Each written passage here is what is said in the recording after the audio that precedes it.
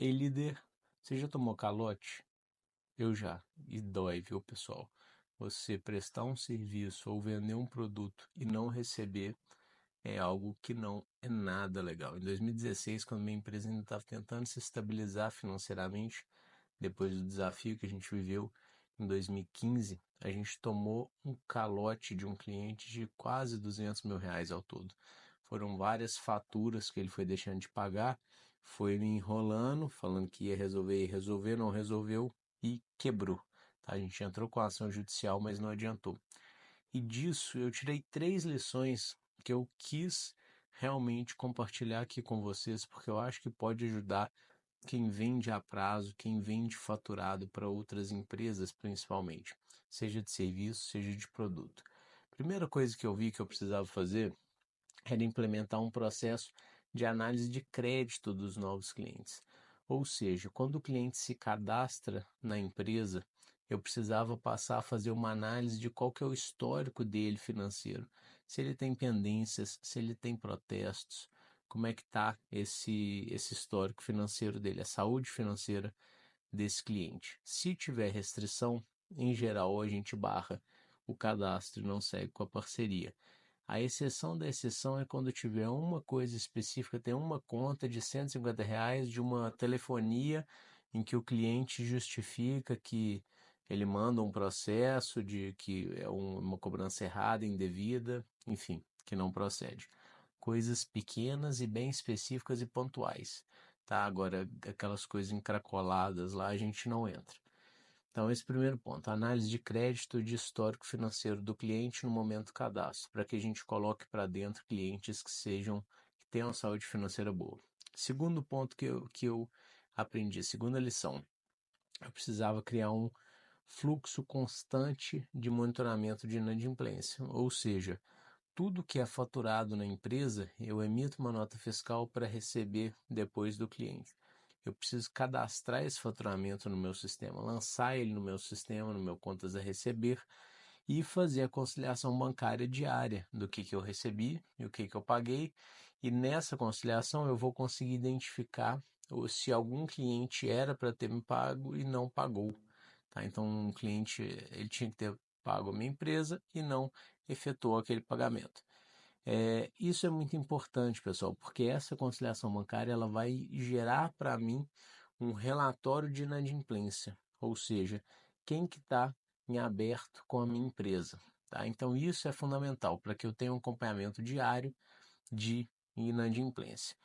Próximo aprendizado que gerou, eu precisava criar um fluxo, um playbook, um passo a passo do processo de cobrança, ou seja, eu fiz a análise de crédito, coloquei o cliente para dentro. Eu monitorei a inadimplência para ver quem vai entrar em inadimplência.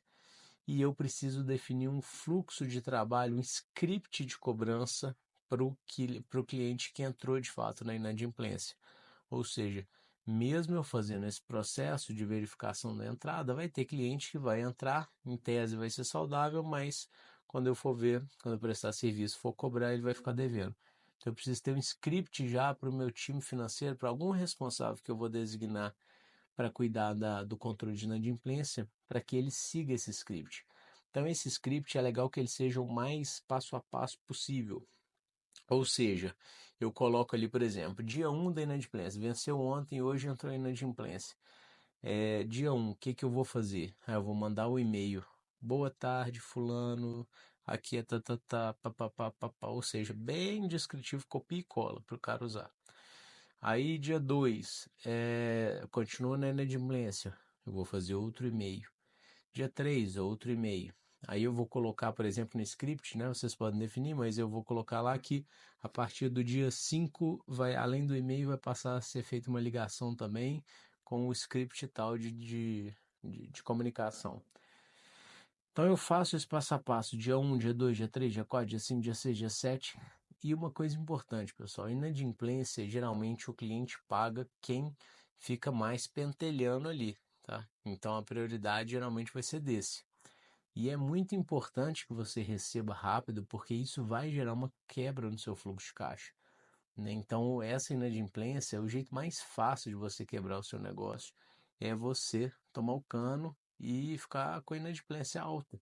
Por quê? Porque é pior do que você simplesmente não ter um faturamento. Porque quando você tem uma inadimplência, você prestou o serviço, teve o custo com a mão de obra, com o insumo, com o imposto e não recebeu por isso. Tá? Então você está duas vezes negativo, digamos assim. Então por isso que é muito importante você ter esse controle. Fez tudo isso, tentou amigavelmente de todas as formas. A dica é sempre tentar resolver as coisas amigavelmente. Agora, cuidado também, porque eu vivi isso e isso foi um grande aprendizado. Cuidado porque o cliente ele vai te enrolar, né? O cliente enrolão que você tentou negociar na boa fé e não conseguiu. Ele vai ficar te enrolando e ele vai te levando, com isso vai acumular às vezes até mais fatura, né? Que foi o que aconteceu comigo, acumulou-se, não lembro se 3 ou 4 faturas, chegando aí nesse montante de quase 200 mil. E aí, quando a bola de neve tiver desse tamanho, ele te dá o cano de vez. Ou no caso, ele deu o cano e depois de uns anos até quebrou. Então, cuidado, porque nesse momento você tende a ser enrolado e você tende a sentir dó, obviamente, porque todo empresário já viveu um momento assim que é complicado, mas o que você tem que ter em mente é: você tentou negociar amigavelmente, você tentou resolver essa situação, mas ele não está resolvendo e você tem um compromisso com a saúde financeira do seu negócio para manter os seus empregos, para manter o tributo que você paga, enfim, para manter suas contas, sua família e tudo. Então você tem um compromisso primeiro com a sua empresa, tá? Então, antes de ter dó do cara que ficou te enrolando e não negociou amigavelmente, você precisa pensar na saúde financeira, na sustentabilidade do seu negócio e dos seus colaboradores, legal? Então, feito tudo isso, não resolveu, aí é o caminho de seguir para negativação no Serasa, no SPC e em seguida até processo de cobrança judicial, se for o caso, tá? Esses sistemas, pessoal, que eu falei de consulta no Serasa, no Boa Vista, né, SPC, ele tem um custo, mas é baixo, vale a pena, tá, pessoal? Você precisa usar corretamente, porque tem muitas ferramentas e não precisa de tanta coisa. Pode fazer o plano básico, fazer consultas básicas simplesmente para olhar protestos e negativações, pendências financeiras. Agora, esse fluxo vai ser muito importante para vocês, pessoal, porque a pequena e a média empresa, principalmente a micro e pequena empresa, então, ela não tem caixa, não tem fôlego, não tem fluxo de caixa suficiente para poder segurar inadimplências. Então, é muito importante ter esse controle muito de perto. Então, recapitulando aqui, para a gente não perder consulta e verificação de crédito, né, de dependências financeiras quando o cliente vai entrar na empresa, ou seja, ver o histórico dele, histórico financeiro. 2, fluxo de controle de conciliação bancária e inadimplência diário, ou seja, relatório de inadimplência diariamente. 3, processo, playbook ou passo a passo de cobrança de quem entrou na inadimplência. E 4, a cobrança já via negativação e eventualmente até um processo de cobrança judicial. Mas então são essas 4 dicas que eu queria passar para vocês. Não se esqueça de assistir esse outro vídeo aqui que fala sobre custo fixo, que é muito interessante também, e de se inscrever no nosso canal, pessoal. Espero que goste e até a próxima.